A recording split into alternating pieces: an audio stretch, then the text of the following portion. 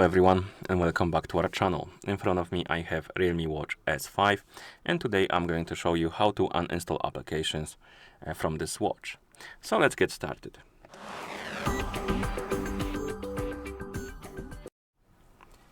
So if you want to remove some applications from your watch that you previously installed, you will need to of course use the Realme Link application on your phone that is paired with your watch. So your watch needs to be paired with a phone.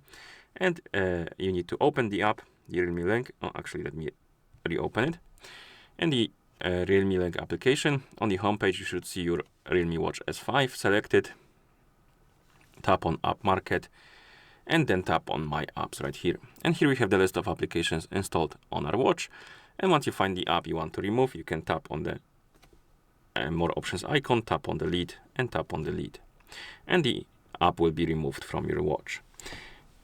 And basically that's how you uninstall applications from this watch. So if you found this video any helpful, please consider subscribing to our channel and leaving a like on the video.